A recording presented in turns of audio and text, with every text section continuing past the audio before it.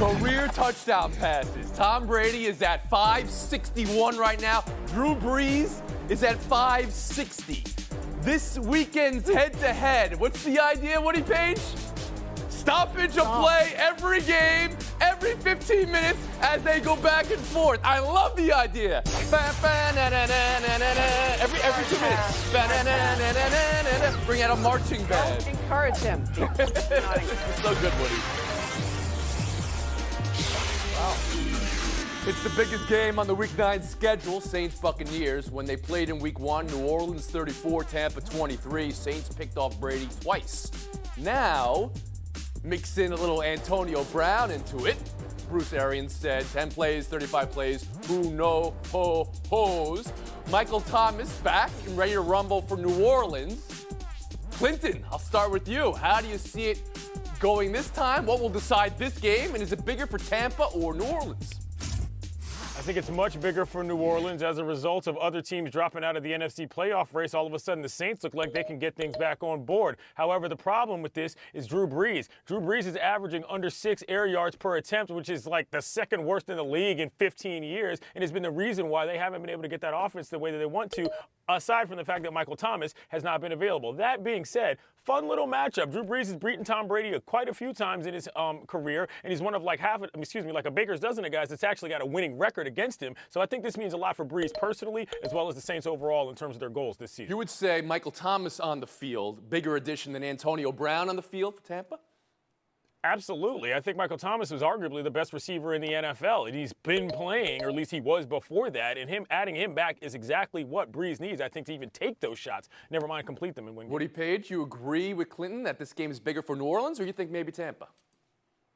Totally agree with Clinton, even though he's wearing that circus outfit. I think that it's a case of Michael Thomas is going to be a lot more important and probably a lot more helpful than Antonio Brown. You remember when Antonio Brown joined Brady in New England, he did have one catch in that game. That's about what we can expect out of him. But I think what will be critical to the Saints is continuing to use Alvin Kamara, because he's had 6 games where he's had more than 100 yards from scrimmage. Why is that so important? Brees has had a shoulder injury and not practiced 3 times this week. So he's going to have to go to wheel routes and shorter routes. Kamara's your guy because he leads the league in yards after catch. Sarah Spain, who's this a bbigger game for, Tampa or New Orleans? First of all, I'd like to say I'm on board with Casual Friday. So, Clinton, you're good. You look fine. This is the thing is, it's big for both of them because the Bucs are trying to keep that momentum that they have, and the Saints, even though they look like they're struggling more, they only have a couple more games against effective teams, 2 against the Bucs and then the Chiefs. Everybody else has terrible win records, and I think they've got a pretty easy path ahead of them. That being said, they need to prove something. I said that being said, I'm sorry.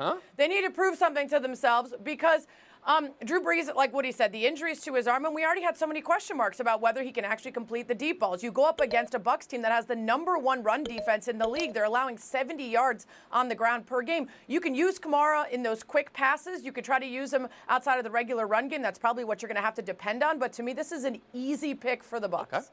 And I appreciate your self-foul call there, but you can stuff your sorries in the sack there, Sarah Spain. Jackie McMullen, how about you? I'm in agreement. I think this is bigger for the Saints and for Drew Brees because Drew Brees is injured. And as Sarah referenced, that Bucs defense and those linebackers, Kamara's not going to be able to run after the catch the way he has been against every other defense in the NFL. I guess I'm a little more fixated on the back and forth of these quarterbacks than the rest of the panel here. Yeah. Come on, guys. This is history in the making in real time, whether we stop the game or not. The only thing I can even recall in my lifetime as a journalist was when Marino and Elway were going back in '98 in career passing yards, and that was changing every minute of every game, and I don't believe they ever played against each other. So to me, this is a little bit of history in the making, if you will. But to me, the Bucs have already established who they are. They need to keep winning. The Saints could add themselves to the conversation. Jackie, who do you think the record means more to? Oh, I would assume it's Drew Brees. Tom Brady has all the rings. He's all set in so many ways. If you're Drew Brees, wouldn't you like to have that one in your pocket? Clinton, you want back in, please? Yeah, I got to admit, the personal legacies of both of these guys did not have me thinking about this stat in terms of a competition at all, and this makes it a lot more fun, just as an average football fan looking at this in terms of those two quarterbacks for sure. All right. We move on. Clemson-Notre Dame, biggest game on the college football schedule. DJ Uiagalelei, second career start, and it's at the number 4 team in the country. Last week, his numbers, 30 for 41, 342 and 2, gave him statistically an incredible start to a career. Took his team 3 3/4 to put away Boston College, though. Sarah, how do you think it'll handle in Notre Dame, and what happens to the loser? Well, there's so much focus on Lawrence being out and on Uiagalelei, but he actually might be the better quarterback out there. We haven't seen that much from him, but we know how Ian Book struggles, and especially against a Clemson secondary where they're going to try to make Notre Dame win through the air. I think I could still pretty confidently pick Clemson to win this game. Now, both of these teams, even the loser would have an 82% chance of making it to the ACC title game, so it's not like you can count them out. But it does affect Notre Dame's chances way more in terms of the playoff predictor model if they lose this game. So it's a much bigger deal, I think, because the committee can look at Clemson and say, look, they didn't have Trevor Lawrence. We're going to put them in because we think they're a good team when he's back. Well, you say Uiagalelei is the better quarterback in this game, or at least could have the look of the better quarterback. Well, we've seen a small amount, but we know what the issues are with Ian Book, and a lot of people are really hyped on Uiagalelei. And we know Uiagalelei is a #1 recruit. Jackie Mack, how about you? I can't tell you if Uiagalelei is the top quarterback in this game because I haven't seen enough of him. I mean, we could say that if you'd like. This is what I do know. If you're Notre Dame, you should win this football game because Trevor Lawrence isn't playing in it, and you have the better defense. You have a great defense, and you should be able to stop them. If you don't win this, you start hearing the same old story. How come Notre Dame's always rated so high? They haven't beaten a #1 team since 1973. So, yes, you get another chance in the ACC championship game, but you got a lot of noise coming at you if you're Notre Dame and you don't pull this out. Clinton, let me ask it to you this way. Clemson, they beat BC last week, but they struggled to get that win. How much of that do you think translates to they'll struggle versus Notre Dame?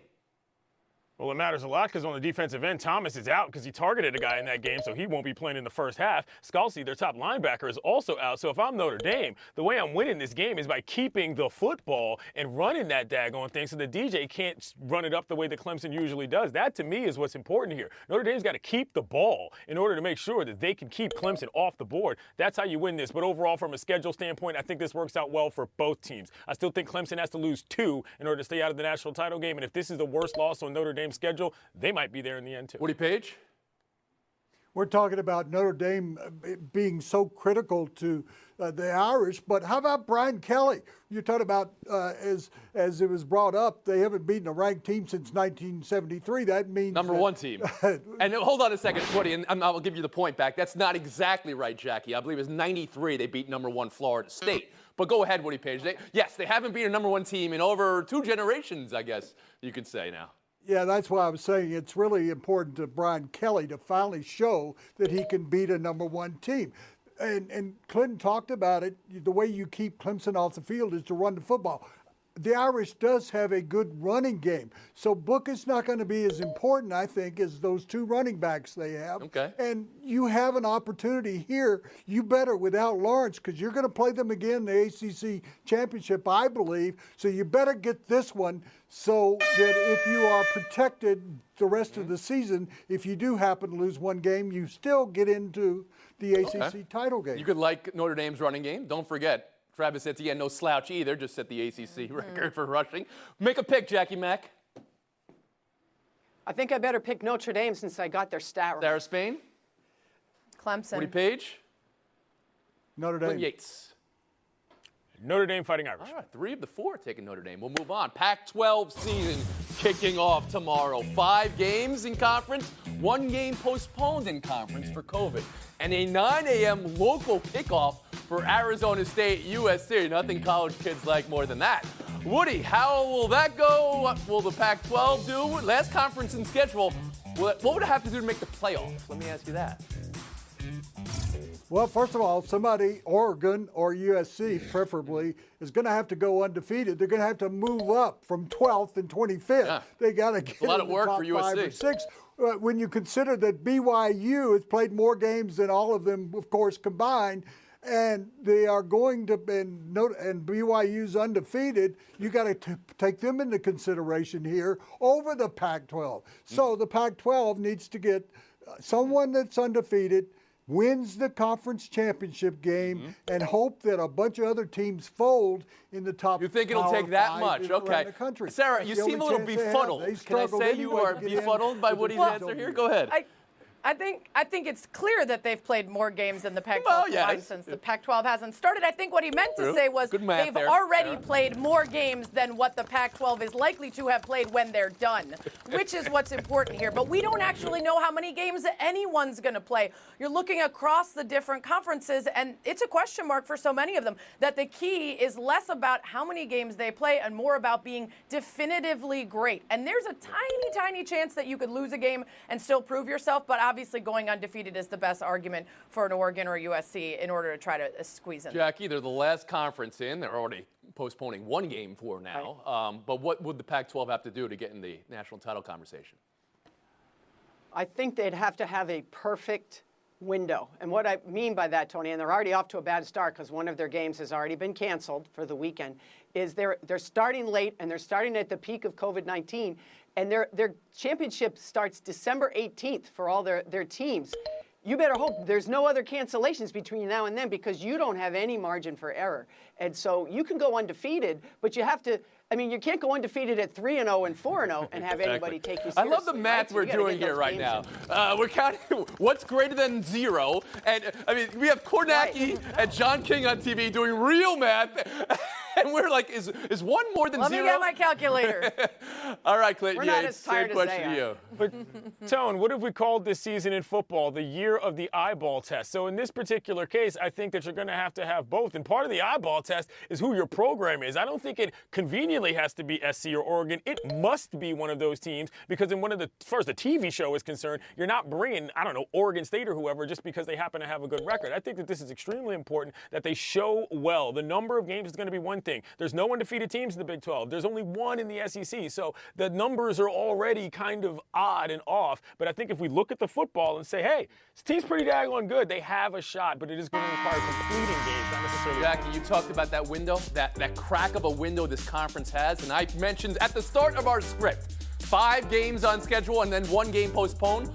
In our tape time, just as we were talking right now, another game. There was a request in for Utah and Arizona to be canceled, and it has been approved by the conference. So now 4 Pac-12 conference games will be played this weekend, and 2 have been canceled. We're taking a break right here. That's breaking news. You see that, Kornacki? You see that, John King? We got some breaking news, too. Coming up in Buy or Sell, Red Sox make a move. That's for Jackie. And the White Sox, well, we'll see if Sarah has any opinion on their most recent story. Love me some Kornacki. Never done. Love me some King. Nobody's doing a better job than those 2 guys right now. Yeah, this is fun. News of the day from baseball. I think you're going to tell us this was expected, Jackie McMullen. Red Sox hiring Alex Cora. They fired him 10 months ago. His suspension for sign stealing expired last week. Now he's rehired. Jackie, how do you consider this? And how do you think Red Sox fans consider this?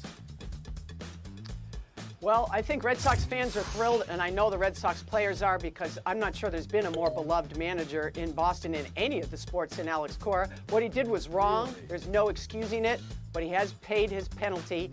And I always thought the Red Sox would bring him back. I don't think they ever wanted to fire him in the first place.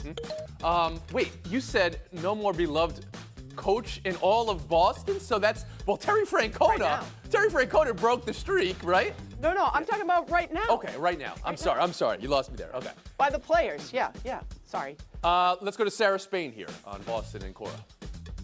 Yeah, I think it's a no-brainer baseball-wise to have him back, and the small amount of frustration from those who don't think he should be back so quickly post-suspension will be quickly forgotten by the enthusiasm from Boston, especially after that torture of watching their recently traded Mookie Betts lead the Dodgers to success. Oh, yes. Thank you for bringing that up, Sarah Spain. Look at Jackie's face right now. Okay. Woody Page. Yeah, I feel the same. I'm a little bit uneasy about the timing. It's like they tried to hide it right in the middle of what was going on politically. But also the fact that amazing. He had problems both in Houston. He was responsible for a lot of what happened down there, Jackie, and he was responsible for what was going on in Boston. Agreed. I just think it's a bit premature for him to return to baseball. And Clinton Yates. The other person who went from the Red Sox to the Dodgers was David Price, even though he sat out this season. I remember after David Price won his World Series game in Los Angeles, he said, Alex Cora is the reason why I'm here and the reason why this matters. He harkened all the way back to spring training when he talked about him. That dude is extremely well liked, and he responds, and people respond well to him. Buy or sell two, Tim Anderson saying he hasn't had a conversation with Tony La Russa yet. And also that he won't change for his new manager. Who should we go to here? Who has an opinion on this? Let me just look at this panel. Clinton Yates, let's start with you, Clinton. Let me tell you this, however. As your friendly neighborhood black newspaper and former newspaper and columnist, let me tell you this. When you've got an issue with somebody, you don't always have to jump into their zone. It might be time to, I don't know, let them deal with the rest of what's going on in their lives, and then you can get back to things on their terms. And that's what Tony La Russa did, and if he was told to do so, that would have been a smart piece of advice. That's interesting. Who else here would have an opinion on this? Woody Page, let's go to you. If I'm Tim Anderson, I don't change. I led the league in hitting a year ago. I hit .322 this past season. I'm the face of the franchise. I'm the one that's the most entertaining player on this squad. In the community, I'm a big help. And guess what? I'm the only African-American player. You better be nice to me, I think, because of all that I'm accomplishing there. The only thing I change is I have fewer errors next season. Okay. And Jackie McMullen, can we go to you? I agree with you. If I'm Anderson, I'm not changing a darn thing, but I'm sure Tony La Russa's sitting at home saying, that's cool, but you know what? I'm not changing the way I do things either. I'm old school. I'll reach out to you when I think it's appropriate, when it's ready. Now, we can agree or disagree with that. I happen to disagree with it. I think these two are going to be fine. I think they're going to find common ground because Anderson's so good, you've got to keep him on the field, and he's one of the leaders of that team. All right, looks like we're out of time. First cut is oh no, Sarah, I guess we'll get your opinion here. So last week, Sarah, honestly, this video went around the internet 10 times. You didn't think the Tony La Russa hire was a good hire. I don't want to put words in your mouth here for this franchise, and a lot of that was because of relations between manager and players and how that's maybe changed in the last 30 years. When you hear, and this conversation needs to go both ways, you know, Anderson could reach out to La Russa. La Russa could reach out to Anderson. That it hasn't happened yet. What do you think? I think everything that everyone said about Anderson not needing to change is correct. He has no reason to.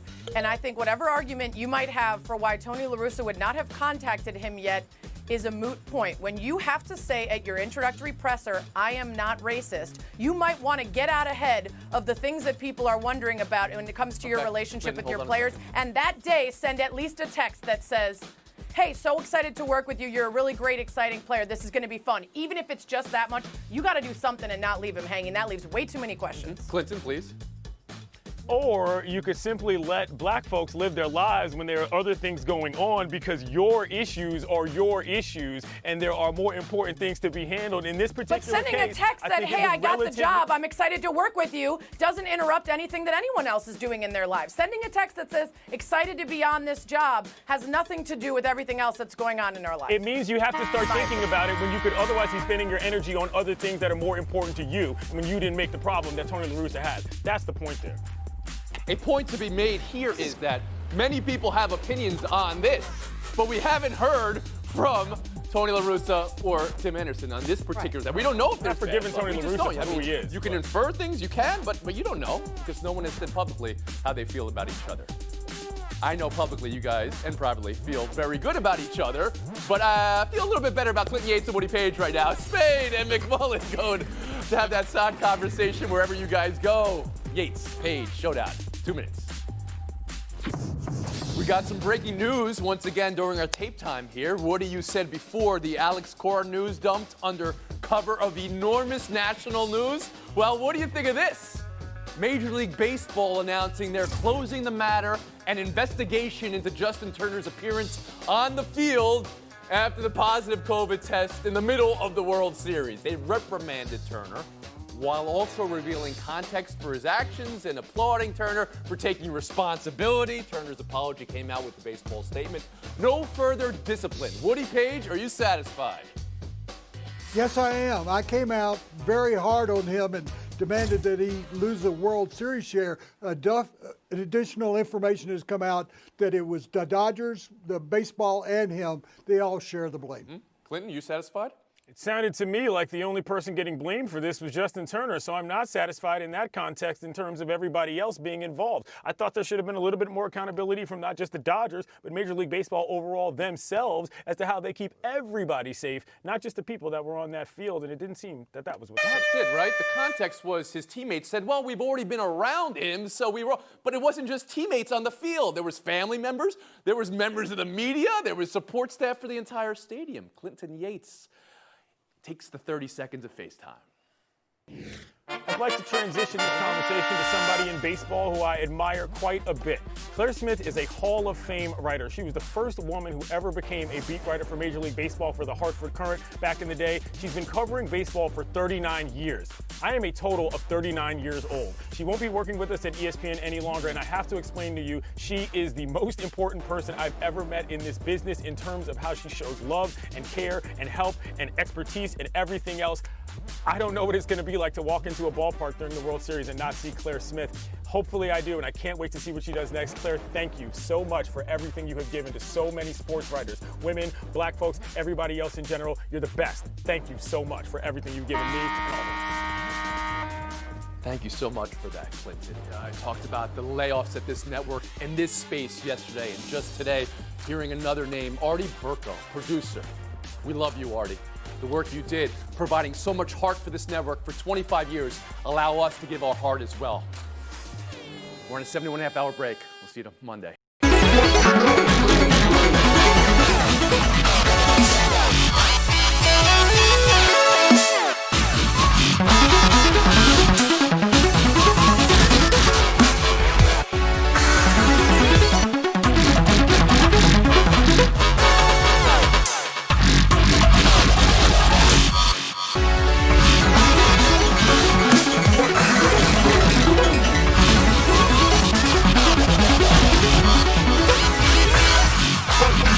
Go.